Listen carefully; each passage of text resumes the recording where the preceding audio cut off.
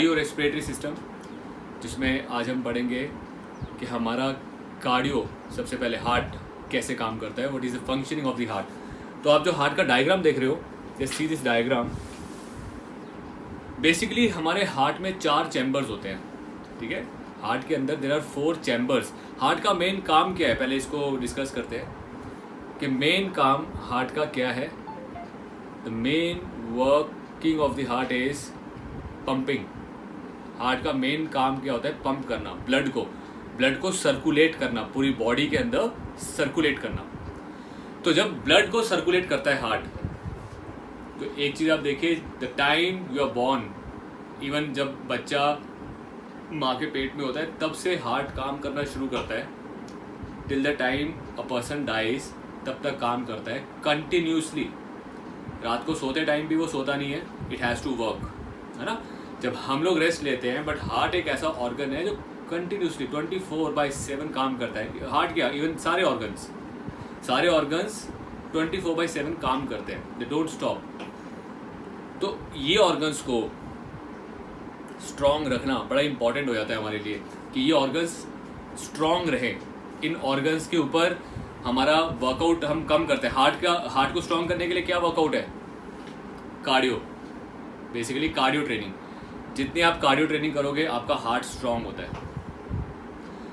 So guys, heart पूरी life जो 24/7 काम करता है, क्या काम करता है, पंपिंग का। पंपिंग बेसिकली आपका ब्लड को, जो बॉडी के अंदर ब्लड है, उस ब्लड को सर्कुलेट करने का काम करता है हार्ट कंटिन्यूसली। और सर्कुलेट क्या करता है हार्ट, बेसिकली क्या है, हार्ट के अंदर 4 चैम्बर्स हैं, there are 4 chambers.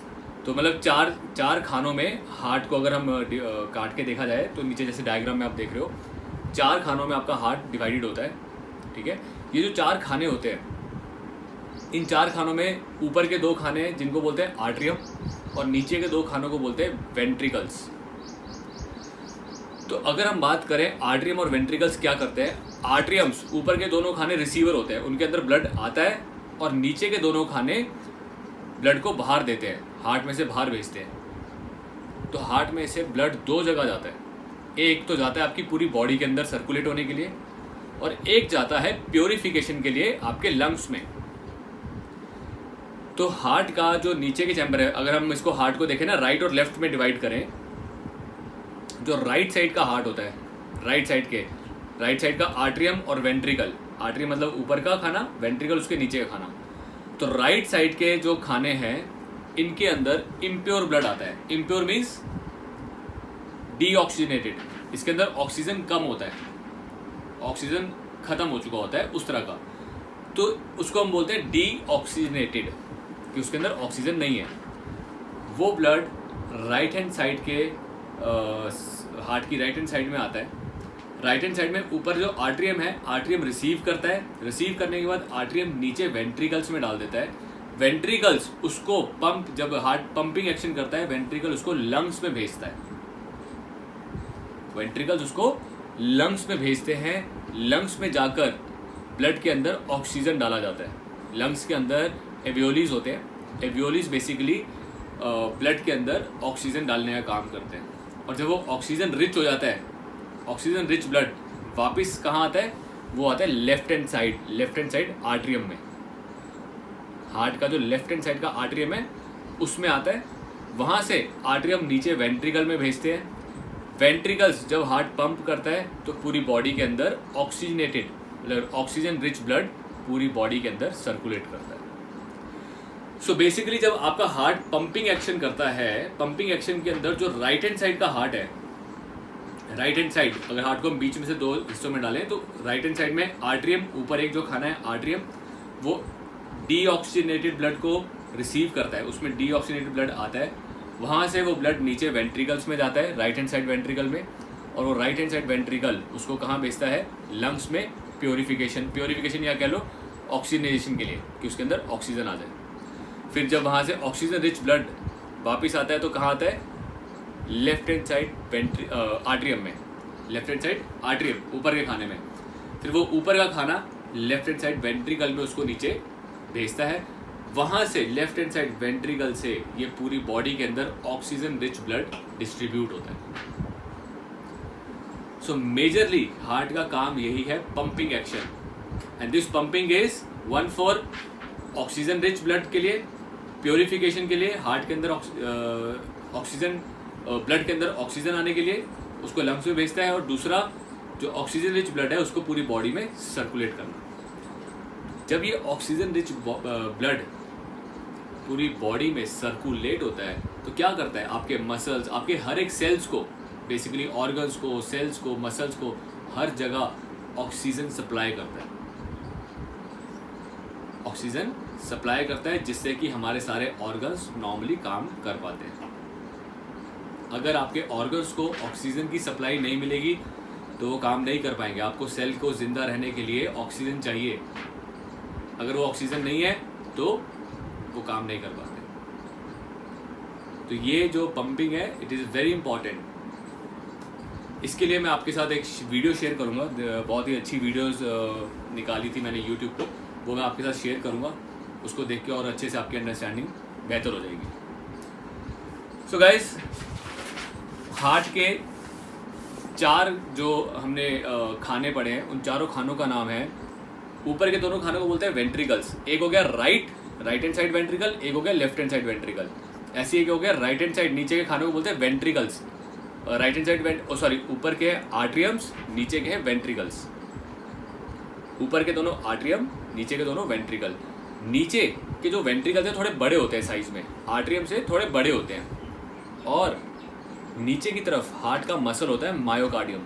Myocardium muscle जो हार्ट का मसल है, जो बेसिकली पंपिंग एक्शन को सपोर्ट करता है। आपका हार्ट जो पंप करता है ना, वो नीचे से वेंट्रिकल्स को पंप करता है, और नीचे से वेंट्रिकल्स फिर उसको पूरी बॉडी में, एक तो लंग्स में भेज देते हैं और दूसरा पूरी बॉडी में भेजता है।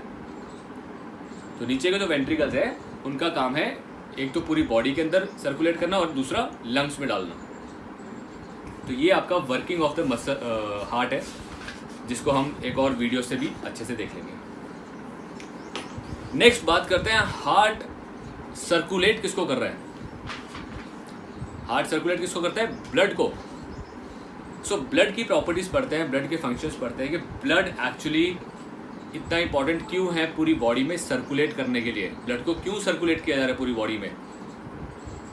सो गाइस, पहला important function, blood oxygen carry करता है। ब्लड के अंदर जो रेड ब्लड सेल्स आरबीसीज होते हैं, ये ऑक्सीजन कैरी करते हैं।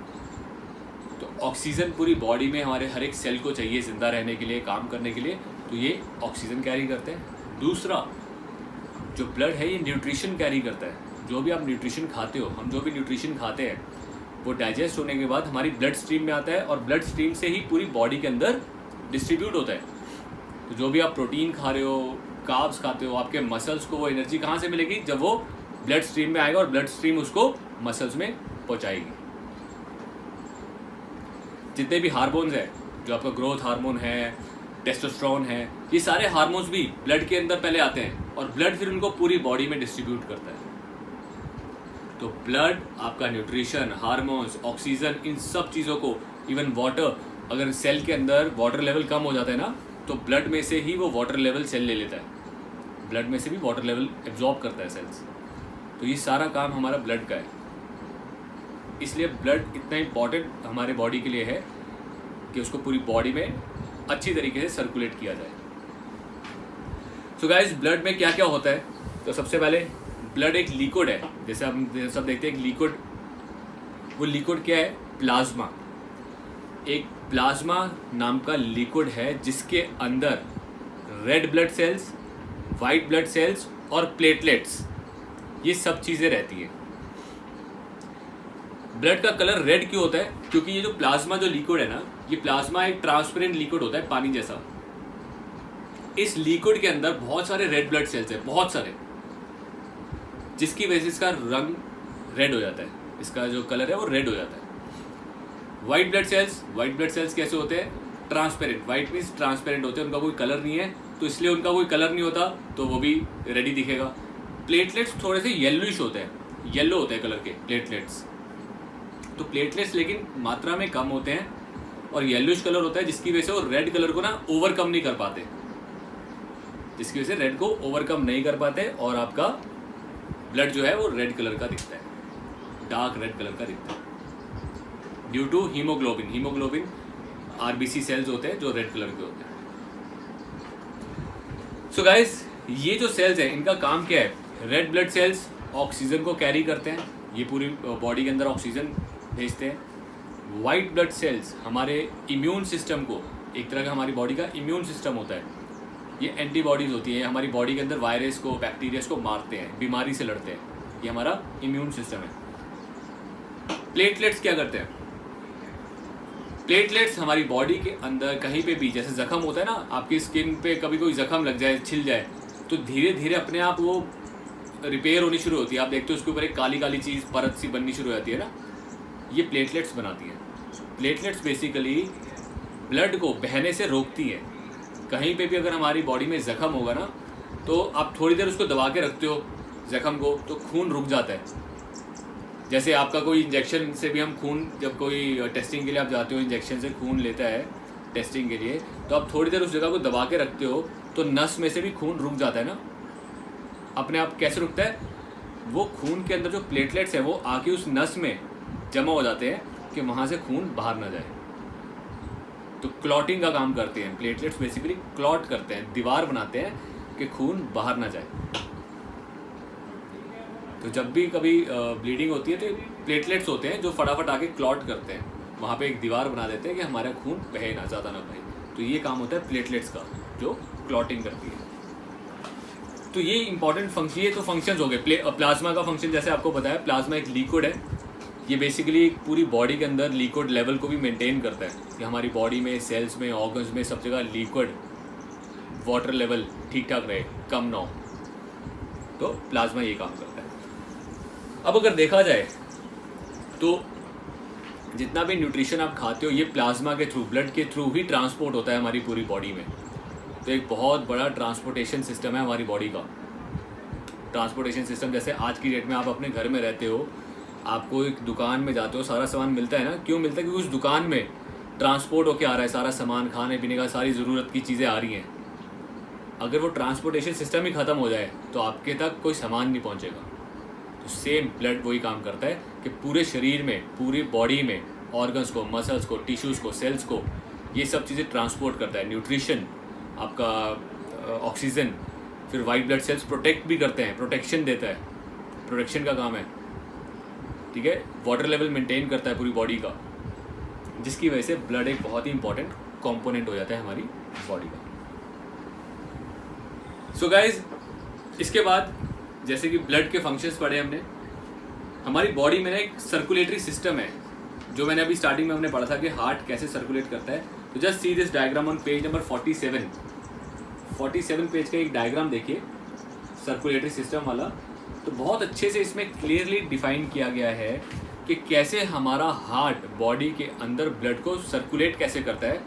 तो आप देखोगे कि जब बॉडी में से, नीचे एक ह्यूमन बॉडी है, ह्यूमन बॉडी में से जब इम्प्योर ब्लड या डीऑक्सीजनेटेड ब्लड हार्ट की राइट हैंड साइड में एंटर करता है, वहाँ से राइट हैंड साइड से एंटर करके वो लंग्स की तरफ जाता है, लंग्स में जाके ऑक्सीजन रिच होता है, लंग्स से वापस लेफ्ट हैंड साइड में आता है हार्ट में, और वो लेफ्ट हैंड साइड का हार्ट अगेन पूरी बॉडी में ऑक्सीजन रिच ब्लड को डिस्ट्रीब्यूट करता है। तो इस तरह से हार्ट कैसे बॉडी से हार्ट में और हार्ट से लंग्स में, फिर लंग्स से हार्ट में और हार्ट से बॉडी में, ये डिस्ट्रीब्यूशन कंटिन्यूसली चलता रहता है। इसलिए जो हार्ट और लंग्स है ना, उनका लोकेशन बिल्कुल एक ही जगह पे है। आपके लंग्स के बीच में हार्ट का लोकेशन है, जो फटाफट उसको प्योरीफिकेशन चाहिए, फटाफट प्योरीफिकेशन चाहिए। I hope this is clear.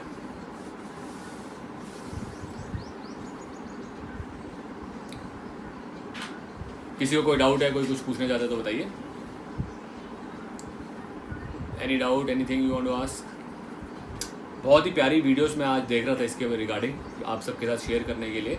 तो उसमें बड़ा अच्छा एनिमेटेड तरीके से एक्सप्लेन किया गया है ये कैसे हार्ट काम करता है। उसको एक बार अच्छे से देखो, क्लियर हो जाएगा। इसका पर्पस क्या है, वाई, क्यों पढ़ रहे हैं हम ये हार्ट का सिस्टम फंक्शनिंग क्यों पढ़ रहे हैं। सो गाइस, हार्ट से रिलेटेड डिजीज़ जो होती है ना, उससे आपको पता चलेगा क्यों होती है। हार्ट के अंदर खून आता है, ब्लड आता है, ठीक है। जब हार्ट के अंदर जो ब्लड आता है ये कहाँ से आता है? दो जगह होती है, एक तो वेन्स होती है, एक आर्टरीज होती है। पहले इसको समझते हैं। ब्लड वेसल्स, ब्लड के वेसल्स मतलब ब्लड को कैरी करने वाली चीज़ें, आर्टरीज और वेन्स। वेन्स नीले रंग की होती हैं, जो आपके हाथों पे दिखती हैं, जो आप देखते हो बाइसेप्स बनाते हो, जो आपको दिखती हैं, दीज आर वेन्स। ये ब्लूइश कलर की होती हैं थोड़ी सी, क्योंकि इसमें डीऑक्सीनेटेड ब्लड होता है। डीऑक्सीनेटेड कि जो ब्लड में से ऑक्सीजन काम कर चुका है, अपने मसल्स में ऑक्सीजन सप्लाई कर चुका है, और अब इसमें जो ऑक्सीजन नहीं है। ये होती है नीले रंग की। जो आर्टरीज होती हैं ये होती है रेड कलर की। ये आपको दिखती नहीं है। आप कभी अपने हाथ में रेड कलर की देखी है? वेन्स नहीं दिखी, आर्टरीज नहीं दिखती। आर्टरीज थोड़ा डीप होती है, अंदर की तरफ होती है। वो हमारे ये बिल्कुल स्किन के साथ होती है, ज़्यादातर ऊपर ऊपर दिख जाती है। आर्टरीज थोड़ा अंदर की तरफ होती है, वो दिखती नहीं है। सो गाइज, आर्टरीज क्या करती है? Pure blood, oxygenated blood left hand side में से लेके पूरे हार्ट में डिस्ट्रीब्यूट करती हैं। जब पूरे बॉडी में डिस्ट्रीब्यूट करती हैं, बॉडी इसको यूज़ करने के बाद वापस जब भेजती है तो वेन्स में भेजती है, और वेन्स क्या करती है? डीऑक्सीनेटेड ब्लड को वापस हार्ट में लेके आती है और हार्ट से लंग्स में भेजती है। सो गाइज, अगर हार्ट में जहाँ से ब्लड हार्ट में जा रहा है वेन्स में से, वो वेन ब्लॉक होनी शुरू हो जाए, उस वेन के अंदर कूड़ा करकट जम गया, वो वेन बंद होनी शुरू हो जाए, तो क्या होगा? हार्ट पंप कर रहा है यहाँ से, और वो ब्लड वहाँ पे रुक रहा है, ब्लड को आगे जाने की जगह नहीं मिल रही, ब्लड रुक रहा है, तो क्या होगा? यहाँ फिर ब्लड बहुत ही कम लेवल पे जा पा रहा है, बहुत ही हल्का हल्का जा पा रहा है, तो क्या होगा कि पीछे की पूरी वेन्स के अंदर प्रेशर बनना शुरू हो जाता है ना? पीछे से तो प्रेशर आ रहा है। आप सोचो, एक पीछे से एक बड़े से पाइप में पानी आ रहा है, बट आगे आगे पाइप में से नहीं जा रहा, तो पिछले पाइप में प्रेशर बनना शुरू हो जाएगा ना। यही प्रेशर होता है जो बीपी, जिसको हम बोलते हैं बीपी होना, ब्लड प्रेशर। क्या हो रहा है कि अब वेन्स के अंदर प्रेशर बढ़ना शुरू हो रहा है, जिसकी वजह से आँख मुंह लाल होने शुरू हो जाते हैं, डिस्कम्फर्ट फीलिंग्स होती हैं, हाइपरटेंशन, गुस्सा आना, इरिटेशन, ठीक है, जिसकी बीपी बढ़ता है ना एकदम से, उसके कान वान लाल होने शुरू हो जाते हैं। ये सब प्रॉब्लम्स होती हैं। और अगर वो बिल्कुल ही ब्लॉक हो जाए और हार्ट में जा ही नहीं पा रहा ब्लड, क्या होगा? हार्ट में ब्लड ही नहीं जाएगा, हार्ट किसको पंप करेगा? दिक्कत है। फिर कुछ हार्ट की भी आर्टरीज होती हैं जो हार्ट को ऑक्सीजन देती हैं। आर्टरीज जो हार्ट को ब्लड सप्लाई करती हैं, एनर्जी देती हैं, ऑक्सीजन देती है। हार्ट की आर्टरीज जो हार्ट के साथ चिपकी होती हैं, वो हार्ट को देती हैं। कई बार वो ब्लॉक हो जाती हैं, कई बार वो ठीक से काम नहीं करती। अगर वो काम नहीं करेंगी तो हार्ट ही काम नहीं करेगा, हार्ट अटैक हो जाएगा। तो ये समझना इसलिए इंपॉर्टेंट है वर्किंग ऑफ अ हार्ट, कि कैसे हार्ट काम करता है और कैसे हमें अपनी वेन्स और आर्टरीज को क्यों खुला रखना है, ताकि इसमें प्रॉपर ट्रांसपोर्टेशन होती रहे, उसमें रुके ना। अगर हार्ट की आर्टरीज में ब्लॉकेज आ जाए या वीक हो जाए तो बहुत ज़्यादा दिक्कत है, बहुत जल्दी हार्ट अटैक होता है। तो इन चीज़ों को समझना, जब आप अच्छे से इसकी वर्किंग समझोगे, हार्ट की वर्किंग समझोगे, तो उस प्रॉब्लम से निकालना भी आपको आसान हो जाएगा किसी को भी, कि कैसे आपको कार्डियो करना है और कैसे कार्डियो हेल्पफुल होगी किसी भी इंसान के लिए, कि उस इंसान का हार्ट को स्ट्रॉन्ग किया जाए और पूरी बॉडी के वेन्स आर्टरीज को अच्छा किया जाए, कि उसके अंदर प्रॉपर ट्रांसपोर्टेशन हो, ब्लॉकेज ना हो। तो ये करने के लिए सबसे बेस्ट होता है कार्डियो। कार्डियो एक्सरसाइज सबसे बेस्ट होती है। दूसरा, डाइट पे ध्यान रखना।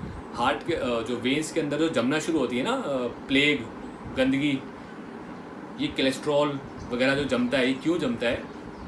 जब डाइट के अंदर बहुत ज़्यादा बैड फैट खाया जाता है, जंक फूड, बैड फैट खाया जाए। तो अब अच्छे तरीके से खाना सिस्टम को, न्यूट्रिशन को अच्छा करना शुरू करो, अगर एक्सरसाइज करना शुरू करोगे, इन चीज़ों से हार्ट इम्प्रूव हो जाता है। ठीक है।